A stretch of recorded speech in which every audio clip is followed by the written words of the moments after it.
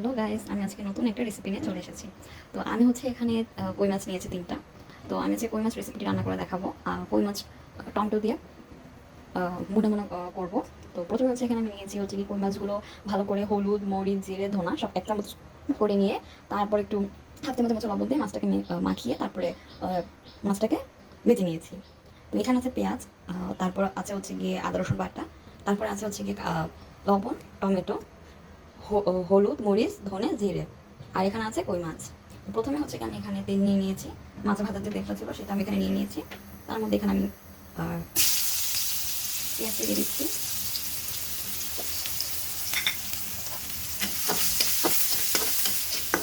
তারপর এখানে আমি দিয়ে দিচ্ছি গিয়ে 1 টেবিল চামচ আদা রসুন বাটা। এখানে আমি পরিমাণ মতো পানি দিয়ে দিচ্ছি মশলাটা কষানোর জন্য।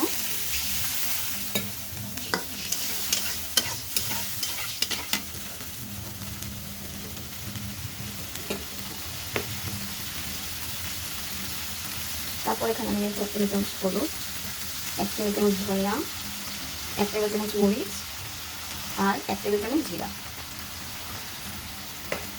সব কিছু এখন ভালো করে মিক্স করে নিচ্ছি আর দিয়ে দিচ্ছি হাফ টেবিল চামচের মতো লবণ। আর এই রান্নাটা আমি সরকার তেল দিয়ে করছি।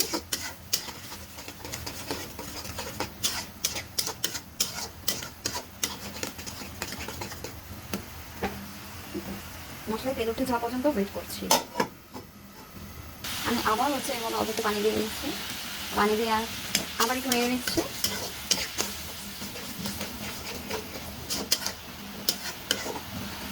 তারপর ঢাকা দিয়ে ঢেকে দিচ্ছি। দেখা হচ্ছে 5 মিনিট পর।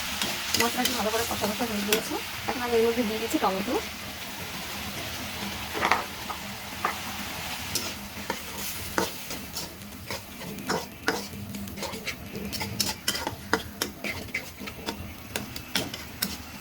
এখন এর মধ্যে আমি আরেকটু পানি দিয়ে দিচ্ছি।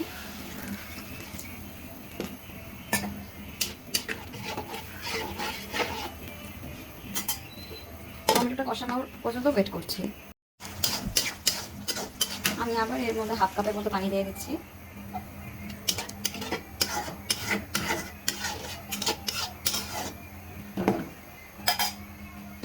আবার আমি ঢাকা দিয়ে ঢেকে দিচ্ছি। প্রায় 10 মিনিটের মতো আমি ঢাকা দিয়ে ঢেকে দিচ্ছি। এখন এর মধ্যে সবগুলো মাছ দিয়ে দিয়েছি। মশলাটা কষানো হয়ে গিয়েছে। এখন আমি কই মাছগুলো দিয়ে দিচ্ছি।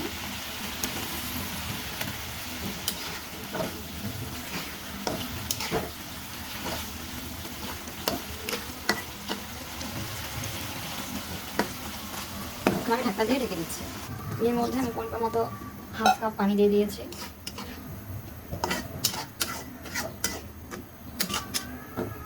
এখন আমি এটাকে ভালো করে ঢাকা দিয়ে ঢেকে দিচ্ছি। এখন আমি আমার তরকারি 10 মিনিট হয়ে গিয়েছে। ঢাকাটা তুলে নিয়েছি। এখন আমি ভালো করে একটু নেড়ে নিচ্ছি। খুব আলতোভাবে নাড়তে হবে, মাছগুলো যেন ভেঙে না যায়।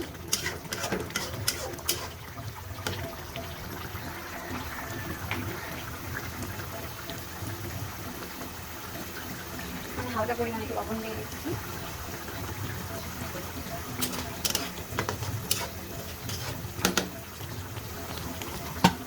ঢাকা দিয়ে ঢেকে দিচ্ছি। 5 মিনিট পরে আমি নামিয়ে নেব।